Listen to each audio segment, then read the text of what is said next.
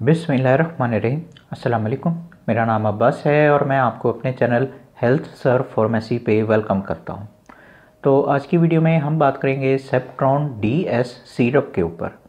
पर इससे पहले कि मैं अपनी ये वीडियो जो है शुरू करूँ, अगर आपने मेरे चैनल को अभी तक सब्सक्राइब नहीं किया तो सब्सक्राइब के बटन पर क्लिक करके मेरे चैनल को सब्सक्राइब कर लें। और इसके साथ ही एक बेल आइकॉन का बटन भी होगा, इसको प्रेस करके ऑल पे क्लिक कर दें। इससे ये होगा कि मैं जो भी न्यू वीडियो अपलोड करूँगा उसका नोटिफिकेशन जो है आपको फ़ौरन मिल जाया करेगा। तो चलिए जी शुरू करते हैं। तो सेप्ट्रॉन DS सिरप, सबसे पहले जी हम इसकी पैकिंग को देख लेते हैं। तो ये मेरे हाथ में जो है सेप्ट्रॉन DS सिरप जो है ये मौजूद है। ये इसकी पैकिंग होती है, मैं करीब करके दिखा देता हूँ। ये जो है सेप्ट्रॉन DS सिरप की पैकिंग इस तरीके से आती है। अब अगर मैं आपको खोल के दिखाऊं तो ये जी सेप्ट्रॉन सिरप इस तरीके से आता है। मैं करीब करके दिखा देता हूँ। ये जो है सेप्ट्रॉन DS सिरप इस तरीके से आता है। अब ये जी इसकी पैकिंग हो गई। अब हम बात कर लेते हैं इसकी फॉर्म्स के ऊपर कि सेप्ट्रॉन जो है कितनी किस्म की फॉर्म्स में जो है मार्केट में मौजूद है। तो सेप्ट्रॉन जो है ये तकरीबन हर किस्म की फॉर्म में जो है मार्केट में मौजूद है। सबसे पहले ये सिरप की फॉर्म में जो है मार्केट में मौजूद है, और उसके बाद जो है ये टैबलेट्स की फॉर्म में भी मार्केट में मौजूद है, और उसके बाद ये पाउडर की फॉर्म में भी मार्केट में मौजूद है। अब जो भी आपको जो है डॉक्टर्स रिकमेंड करते हैं, आपने उसके मुताबिक जो है सेप्ट्रॉन को यूज़ करना है। अब इस वीडियो में जो है हम सिर्फ सेप्ट्रॉन DS सिरप के ऊपर ही फोकस करेंगे। तो ये सारी जो है इसकी फॉर्म्स हो गई। अब हम बात कर लेते हैं इसकी ड्रग के ऊपर या फिर इसके फार्मूले के ऊपर, जो भी आप जो है अपनी आसानी के लिए कहते हैं। तो सेप्ट्रॉन DS सिरप का फार्मूला होता है कोट्राइमोक्साजोल। मैं फिर से आपके लिए एक और बार दोहरा देता हूँ, कोट्राइमोक्साजोल जो है इसका फार्मूला होता है। अब ये फार्मूला जो है दो फार्मूलास का कम्बिनेशन है। एक का नाम इसमें होता है सुल्फामेथोक्साजोल और दूसरे फार्मूले का नाम होता है ट्राइमोक्साजोल।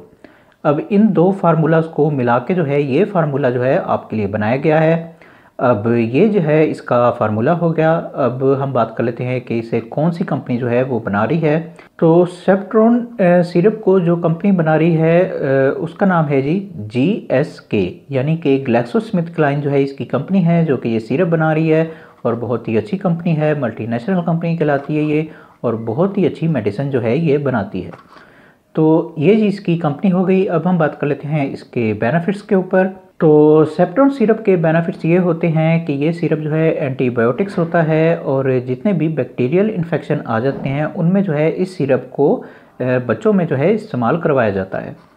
अब इस पे ज़रा तफसील से बात कर लेते हैं। तो अगर आपके बच्चों को किसी भी किस्म का बुखार हो रहा है, जैसे कि आम बुखार होता है या टाइफाइड होता है या मलेरिया होता है, तो अगर आपके बच्चे को किसी भी किस्म का बुखार हो रहा है तो उस हालत में जो है डॉक्टर्स आपको ये सिरप जो है रेकमेंड करते हैं। आप ये सिरप जो है अपने बच्चों को यूज़ करवा सकते हैं। उसके बाद अगर आपके बच्चों को जो है जिस्म पे कहीं भी किसी भी किस्म का बैक्टीरियल इन्फेक्शन हो रहा है, जैसे कि कान में कोई इन्फेक्शन हो जाता है या मुंह के अंदर कोई इन्फेक्शन हो जाता है, जैसे कि दाढ़ वगैरह का दर्द वगैरह हो जाना, इसी तरीके से गले में कोई इन्फेक्शन हो जाता है जैसे कि गला ख़राब वगैरह हो जाना, इसी तरीके से छाती में कोई इन्फेक्शन हो जाता है या मैदे में कोई इन्फेक्शन हो जाता है, आंतों में कोई इन्फेक्शन हो जाता है, तो अगर आपके बच्चे को किसी भी किस्म का कहीं भी कोई भी बैक्टीरियल इन्फेक्शन हो रहा है तो उस हालत में जो है डॉक्टर्स आपको ये सिरप जो है रेकमेंड करते हैं। आप ये सिरप अपने बच्चे को यूज़ करवा सकते हैं।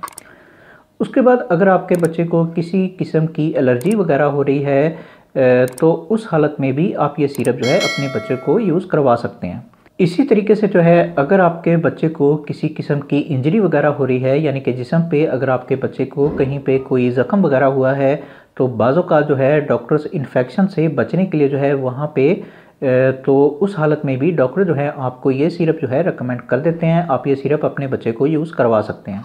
उसके बाद अगर आपके बच्चे का जो है कोई किसी भी किस्म का कोई ऑपरेशन वगैरह हुआ है, जैसे कि खतना वगैरह हो जाती हैं या इस तरह का कोई और ऑपरेशन जो है आपके बच्चे का हुआ है, तो वहाँ पे भी इन्फेक्शन से बचने के लिए डॉक्टर्स आपको बाज़ औक़ात ये सिरप जो है रेकमेंड कर देते हैं। आप ये सिरप अपने बच्चे को यूज़ करवा सकते हैं। अब अगर आसान लफ्ज़ों में कहूँ तो अगर आपके बच्चे को किसी भी किस्म का कोई भी बैक्टीरियल इन्फेक्शन हो रहा है तो उस हालत में जो है डॉक्टर्स आपको ये सिरप जो है रेकमेंड करते हैं। आप ये सिरप अपने बच्चे को यूज़ करवा सकते हैं। बस आपने जो भी करना है वो डॉक्टर के मशवरे से करना है। तो ये सारे जो है इसके बेनिफिट्स हो गए। अब हम बात कर लेते हैं इसके यूजेस के ऊपर। तो सेप्ट्रॉन डीएस सिरप के यूजेस ये होते हैं कि इस सिरप को जो है 1 साल से 12 साल के दरमियान जो बच्चे आते हैं उनमें जो है इस सिरप को डॉक्टर्स जो है रिकमेंड करते हैं। अब यहाँ पे मैं फिर से आपको वही नसीहत करूँगा कि जो अपनी हर वीडियो में करता हूँ कि बराए मेहरबानी खुद डॉक्टर बने, डॉक्टर को अपना काम करने दें। जब तक डॉक्टर आपको ये सिरप जो है लिख के नहीं देते उस वक्त तक आप ये सिरप जो है अपने बच्चों को यूज़ ना करवाएं। खुदारा अपने आप पे और अपने बच्चों पे रहम किया करें। डॉक्टर के मशवरे के बगैर कोई भी मेडिसिन जो है यूज़ ना किया करें। अब कई लोग जो हैं वो किसी भी फार्मेसी या मेडिकल स्टोर पे चले जाते हैं और इस सिरप को जो है परचेज़ करके बच्चों में यूज़ करवाना शुरू कर देते हैं। तो ये तरीका जो है बिल्कुल गलत है। डॉक्टर बेहतर जानता है कि आपके लिए कौन सी मेडिसिन जो है कौन सी हालत में ज़्यादा बेहतर है। तो इसलिए हर मेडिसिन जो है वो डॉक्टर के मशवरे से ही यूज़ किया करें। अब अगर आपकी समझ में आ जाए तो अच्छी बात है जी। तो ये सारे जो हैं इसके यूजेस हो गए। अब हम बात कर लेते हैं इसकी डोजेस के ऊपर। तो सेप्ट्रॉन डीएस सिरप की डोजेस जो हैं वो आपके बच्चे की बीमारी के ऊपर जो है डिपेंड करती हैं। जिस तरह के आपके बच्चे की बीमारी होगी उसके मुताबिक जो है डॉक्टर्स आपको इसकी डोजेस जो हैं रिकमेंड करेंगे। अब यहाँ पे मैं ये भी बता दूँ कि इस सिरप को यूज़ करवाते हुए जो है वो डॉक्टर जो हैं आपके बच्चे की एज और उसका वज़न जो है वो भी काउंट करते हैं और फिर उसके मुताबिक जो है डॉक्टर्स आपको इसकी डोजेज जो है रिकमेंड करते हैं। अब अगर मैं दिखा सकूं तो यहाँ पे जो है साइड में इसकी डोजेज जो हैं वो लिखी भी गई हैं। तो यहाँ पे आप जो है देख के भी अपने बच्चों को इसकी डोजेज जो हैं वो दे सकते हैं। अब आपको नज़र नहीं आ रहा होगा तो मैं आपको जो है यहाँ पे पढ़ के जो है वो सुना देता हूँ। तो यहाँ पे 1 साल से 5 साल के दरमियान जो बच्चा होता है उसे जो है आधा चाय का चम्मच जो है वो दिया जाता है। इसी तरीके से जो है 6 साल से 12 साल के दरमियान जो बच्चे आते हैं उनमें जो है इसे 1 चाय का चम्मच जो है वो दिया जाता है। अब ये जो है इसकी नॉर्मल डोजेज होती हैं, लेकिन बाज़ों का जो है बच्चों की हालत कुछ ज़्यादा सीरियस हो जाती है तो फिर उस हालत में जो है डॉक्टर्स आपको इसकी ज़्यादा डोजेज भी रिकमेंड कर सकते हैं। यानी कि वही चीज़ जो कि मैं आपसे पहले भी कह चुका हूँ कि आपके बच्चे की एज और उसका वज़न और उसकी बीमारी सारा कुछ देख के फिर डॉक्टर जो हैं आपको इसकी डोजेज जो हैं रिकमेंड करेंगे। अब जिस तरीके से भी डॉक्टर जो हैं आपको इसकी डोजेज जो हैं रिकमेंड करते हैं आपने उसके मुताबिक जो है इसकी डोजेज जो हैं यूज़ करनी है। तो ये सारी जो हैं इसकी डोजेज हो गई। अब हम बात कर लेते हैं इसके कोर्सेज़ के ऊपर या फिर इसके टाइम पीरियड के ऊपर, यानी कि कब तक जो है इस सिरप को यूज़ किया जाता है। तो सेप्ट्रॉन डीएस का सबसे छोटा कोर्स जो है वो 3 दिन का होता है। 3 दिन तक आपने इस सिरप को जो है लाजमी तौर पे यूज़ करना होता है, बीच में छोड़ना नहीं है। 3 दिन के बाद अगर आपकी बीमारी जो है ठीक हो जाती है तो फिर आप जो है ये सिरप अपने बच्चे को छुड़वा सकते हैं। उसके बाद इसका सेकंड कोर्स जो है वो 5 दिन का होता है, यानी कि अगर आपकी बीमारी जो है 3 दिन तक आपने इस सिरप को जो है यूज़ किया है लेकिन फिर भी आपके बच्चे की बीमारी जो है वो ठीक नहीं हो रही है तो फिर आपने इस सिरप को जो है 5 दिन तक अपने बच्चे को लाजमी तौर पे यूज़ करवाना है, बीच में छोड़ना नहीं है। कई लोग जो हैं अगर उनकी बीमारी जो है वो पहले दिन या दूसरे दिन ठीक हो जाती है तो वो फ़ौरन जो है ये एंटीबायोटिक्स सिरप को जो है वो छोड़ के बैठ जाते हैं। तो इस तरह की गलती जो है आपने नहीं करनी। अगर आप इस तरह की कोई गलती कर देते हैं तो फिर आने वाले वक्त में उसके साइड इफ़ेक्ट्स जो हैं वो फ़ौरन ही आपके ऊपर अपना असर दिखाते हैं। तो इसलिए एहतियात करें। इसका 5 दिन का कोर्स आपने लाजमी तौर पे यूज़ करना है। उसके बाद अगर आपके बच्चे की बीमारी जो है ठीक हो जाती है तो फिर ये सिरप जो है आप अपने बच्चे को छुड़वा सकते हैं। अब 5 दिन तक आपने मुसलसल इस सिरप को यूज़ किया है लेकिन फिर भी आपके बच्चे की बीमारी जो है ठीक नहीं हो रही है तो फिर इसका मैक्सिमम कोर्स जो है वो 7 दिन का होता है। 7 दिन तक आपने ये सिरप जो है अपने बच्चे को लाजमी तौर पर यूज़ करवाना है, बीच में छोड़ना नहीं है। 7 दिन के बाद अगर आपके बच्चे की बीमारी जो है ठीक हो जाती है तो फिर ये सिरप जो है आप अपने बच्चे को छुड़वा सकते हैं। अब मिसाल के तौर पे आपने ये सिरप जो है 7 दिन तक मुसलसल यूज़ किया है लेकिन फिर भी आपके बच्चे की बीमारी जो है ठीक नहीं हो रही है तो फिर मैं आपसे यही कहूँगा कि आप डॉक्टर से मशवरा करें। अगर डॉक्टर आपको ये कहता है कि आपको ये सिरप जो है मज़ीद जो है अपने बच्चे को यूज़ करवाना चाहिए तो आप इसे जो है मज़ीद भी अपने बच्चे को यूज़ करवा सकते हैं, वरना आप जो है डॉक्टर से कह के कोई और एंटीबायोटिक्स सिरप जो है वो लिखाएं ताकि आपके बच्चे की बीमारी जो है वो जल्द से जल्द ठीक हो सके। तो ये सारे जो हैं इसके कोर्सेज़ हो गए। अब हम बात कर लेते हैं इसके कॉन्ट्राइंडिकेशंस के ऊपर या फिर इसके प्रिकॉशंस के ऊपर, यानी कि वो लोग जो कि इस सिरप को जो है यूज़ नहीं कर सकते। तो सबसे पहले जी, अगर आपके बच्चे को इसके फार्मूले से किसी किस्म की एलर्जी है तो उस हालत में जो है आप ये सिरप जो है अपने बच्चे को यूज़ नहीं करवा सकते।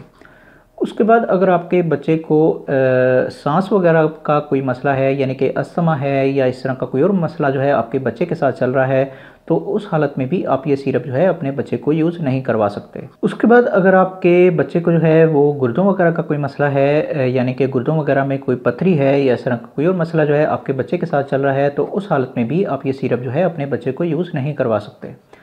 उसके बाद अगर आपके बच्चे को जिगर वगैरह का कोई मसला है, यानी कि आपके बच्चे का जिगर जो है वो ठीक तरीके से खून नहीं बना रहा है या इस तरह का कोई और मसला जो है आपके बच्चे के साथ चल रहा है, तो उस हालत में भी आप ये सिरप जो है अपने बच्चे को यूज़ नहीं करवा सकते। अब ये थोड़े से जो हैं इसके प्रिकॉशंस हैं, ये आपने अपने दिमाग में रखने हैं। जब भी आप डॉक्टर के पास जाते हैं और आप देख रहे हैं कि डॉक्टर आपको ये सिरप जो है लिख के दे रहे हैं और आपके बच्चे के साथ इस तरह के कोई मसले मसाइल चल रहे हैं, तो आप डॉक्टर को अपने बच्चे की बैकग्राउंड के बारे में लाजमी तौर पे बताएं ताकि डॉक्टर आपको सही मेडिसिन जो है वो रेकमेंड करे। तो ये सारे जो हैं इसके कॉन्ट्राइंडिकेशंस हो गए। अब हम बात कर लेते हैं इसके साइड इफ़ेक्ट्स के ऊपर। अब ये सेप्ट्रॉन जो है ये उन मेडिसिन में से एक है कि जो अक्सर ही लोगों को सूट नहीं करती है, यानी कि आप ये समझें कि आप ये सेप्ट्रॉन को जो है गले से नीचे उतारेंगे और फ़ौरन ही इसके साइड इफ़ेक्ट्स जो हैं वो आपके सामने आ जाएंगे। तो इसलिए आपने ख़ास तौर पे एहतियात करनी है। अगर ये सिरप जो है आपके बच्चे को सूट ना करे तो आप फ़ौरन जो है डॉक्टर से रब्ता करें और अपनी मेडिसिन जो है ये चेंज करवाएं ताकि आपके बच्चे का इलाज वो ठीक तरीके से हो पाए। अब मैं इसके साइड इफ़ेक्ट्स जो हैं वो आपको बता देता हूँ। तो इसके साइड इफ़ेक्ट्स में सबसे पहले अगर आपके बच्चे को इसके फार्मूले से किसी किस्म की एलर्जी है तो कुछ एलर्जी रिएक्शन जो हैं वो आपके सामने आ सकते हैं, जैसे कि आपके बच्चे के जिस्म पे रैशेस वगैरह हो सकते हैं या इस तरह का कोई और मसला जो है आपके बच्चे के साथ हो सकता है। तो ये चीज़ जो है इसके साइड इफ़ेक्ट्स में शामिल है। उसके बाद जो है आपके बच्चे को जो है वो वीकनेस हो सकती है, यानी कि उसे जो है कमज़ोरी हो सकती है, तो ये चीज़ भी इसके साइड इफ़ेक्ट्स में जो है शामिल है। उसके बाद जो है आपके बच्चे को जो है वो सर दर्द जो है वो रह सकता है, तो ये चीज़ भी इसके साइड इफ़ेक्ट्स में जो है शामिल है। उसके बाद जो है आपके बच्चे को जो है वो मैदे के मसले मसाइल जो हैं वो देखने में आ सकते हैं, जैसे कि पेट में दर्द होना या बदहज़मी होना या गैस वगैरह होना, तो ये चीज़ भी इसके साइड इफ़ेक्ट्स में जो है शामिल है। उसके बाद जो है आपके बच्चे को कॉन्स्टिपेशन का मसला जो है वो हो सकता है, यानी कि आपके बच्चे को जो है वो कब्ज़ वगैरह जो है वो हो सकती है, तो ये चीज़ भी इसके साइड इफ़ेक्ट्स में जो है शामिल है। उसके बाद अगर आप इसकी ओवरडोज करके अपने बच्चे को यूज़ करवा रहे हैं तो फिर आपके बच्चे को जो है वो डायरिया जो है वो हो सकता है, यानी कि उसे लूज़ मोशन जो है वो लग सकते हैं, तो ये चीज़ भी इसके साइड इफ़ेक्ट्स में जो है शामिल है। उसके बाद जो है आपके बच्चे का मुंह जो है वो खुश्क रह सकता है, यानी कि उसे प्यास जो है वो बहुत ज़्यादा लग सकती है, तो ये चीज़ भी इसके साइड इफ़ेक्ट्स में जो है शामिल है। उसके बाद जो है आपके बच्चे के जिस्म के किसी ख़ास हिस्सों पे जो है वो स्वेलिंग वगैरह जो है वो हो सकती है, जैसे कि चेहरे पे स्वेलिंग वगैरह हो जाना या जिस्म के किसी और हिस्से पे स्वेलिंग वगैरह हो जाना, तो ये चीज़ भी इसके साइड इफ़ेक्ट्स में जो है शामिल है। उसके बाद जो है आपके बच्चे को जो है वो सांस वगैरह के मसले मसाइल जो हैं वो देखने में आ सकते हैं, यानी कि उसे जो है सांस लेने में मुश्किल हो सकती है, तो ये चीज़ भी इसके साइड इफ़ेक्ट्स में जो है शामिल है। उसके बाद जो है ये आपके बच्चे के खून के रेड सेल्स के ऊपर जो है वो नेगेटिव किस्म के असरात डाल सकता है, तो ये चीज़ भी इसके साइड इफ़ेक्ट्स में जो है शामिल है। उसके बाद जो है ये आपके बच्चे के दिमाग पे भी जो है कुछ नेगेटिव किस्म के असरात डाल सकता है, जैसे कि आपके बच्चे जो हैं वो ख़ास किस्म के डिप्रेशन में जो है वो जा सकते हैं, तो ये चीज़ भी इसके साइड इफ़ेक्ट्स में जो है शामिल है। उसके बाद जो है आपके बच्चे के गुर्दों में जो है वो पथरी वगैरह हो सकती है। अगर आप इसे लंबे टाइम तक यूज़ कर रहे हैं तो फिर जो है आपके बच्चे के गुर्दों में जो है वो पथरी वगैरह हो सकती है या इस तरह का कोई और मसला जो है आपके बच्चे के साथ हो सकता है, तो ये चीज़ भी इसके साइड इफ़ेक्ट्स में जो है शामिल है।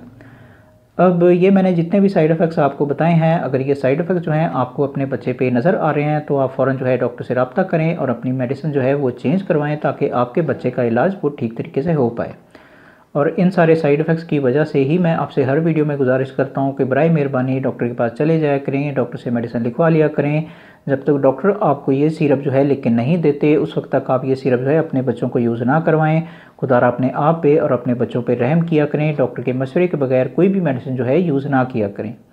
अब अगर आपकी समझ में आ जाए तो अच्छी बात है जी। तो ये सारे जो हैं इसके साइड इफ़ेक्ट्स हो गए। अब हम बात कर लेते हैं इसकी प्राइस के ऊपर कि मार्केट में आजकल इसकी कीमत जो है वो क्या चल रही है। तो जबकि मैं ये वीडियो बना रहा हूँ तो इसकी एक सिरप की कीमत है 98 रुपीज़, यानी कि 98 रुपये में जो है ये सिरप आपको किसी भी फार्मेसी या मेडिकल स्टोर से जो है आसानी के साथ मिल जाएगी। तो ये जी इसकी प्राइस हो गई और मेरा ख्याल है कि मैं सब कुछ बता चुका हूँ। तो ये जी आज की वीडियो थी। अगर वीडियो आपको पसंद आई हो तो फिर लाइक करें, शेयर करें और बराए मेहरबानी मेरे चैनल को सब्सक्राइब करना ना भूलें। मन में कोई भी किसी भी किस्म का सवाल आ रहा हो तो कमेंट बॉक्स में ज़रूर पूछें, मैं ज़रूर आपको आंसर बैक करूँगा। बाकी मिलते हैं फिर अगली वीडियो में, उस वक्त तक के लिए मुझे इजाज़त दें। खुदा हाफिज़।